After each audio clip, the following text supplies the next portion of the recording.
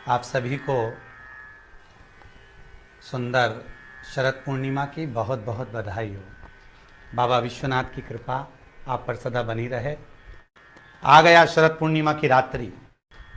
बड़े से बड़ी बीमारियां, बड़े से बड़े रोग, बड़े से बड़े बड़े कष्ट इस शरद पूर्णिमा की रात्रि को छूट जाते हैं। दमे की बीमारी, श्वास की बीमारी, अनिद्रा की बीमारी, रात्रि को जगना, ये सारी बीमारियां शरद पूर्णिमा की रात्रि को अगर व्यक्ति अपने जीवन को सुखमय बनाए, अपने जीवन को आनंदमय बनाए तो सब छूट सकते हैं। शरद पूर्णिमा की रात्रि को पीपल के पत्ते 5 लेकर उसके ऊपर खीर डालकर रात्रि को खा लेने से महाराज दमे की बीमारी, श्वास की बीमारी रुक जाती है। वो बीमारी बढ़ती नहीं है, उससे कष्ट नहीं होता।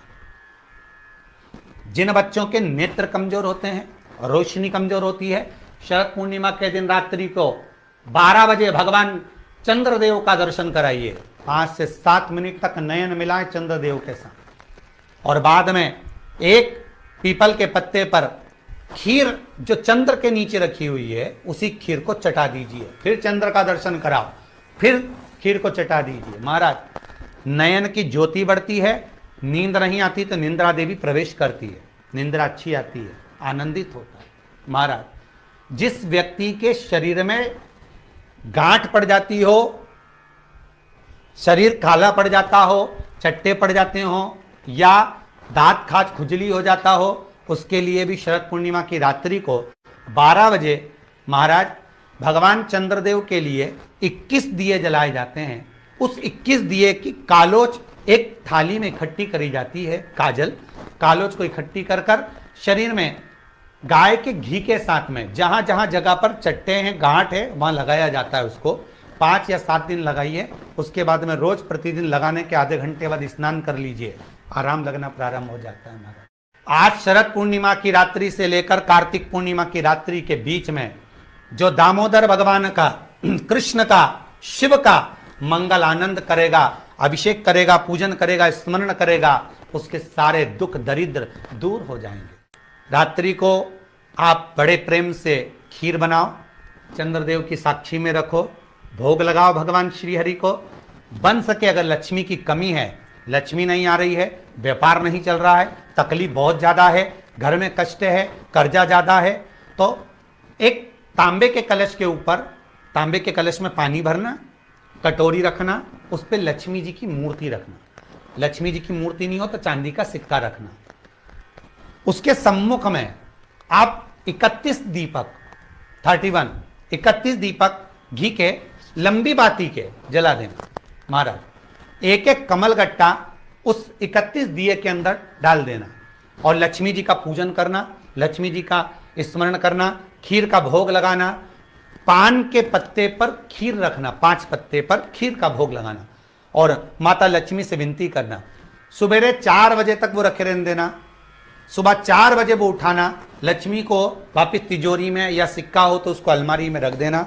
जो खीर बनी है वो प्रसाद के रूप में सुबह 8 बजे, 10 बजे, 9 बजे जब खाना हो प्रेम से पाना। माता जो दिए लगाए हैं वो ठंडे हो गए होंगे, उनको रखे रहने देना, बाद में काम आते रहेंगे, या दिए विसर्जन करना हो तो आपकी मर्जी है।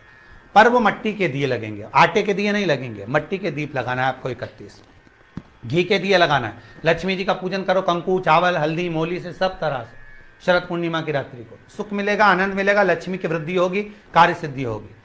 दूसरा क्रम, अगर कार्तिक पूर्णिमा हो, शरद पूर्णिमा हो, ये दोनों पूर्णिमा पर शरद पूर्णिमा के दिन आप शाम को प्रदोष काल के समय 4:30 बजे से 6 बजे के बीच में 1 लोटा पानी, उसमें 5 बेलपत्र रखकर, 1 कमलगट्टा डालकर भगवान चंद्रेश्वर महादेव के नाम से भगवान शंकर को चढ़ा दीजिए। आपकी जो कामना हो वो कामना कर कर चढ़ाएं, विनती करें चंद्रेश्वर महादेव को और निवेदन करें कि हमारा ये कार्य सफल हो।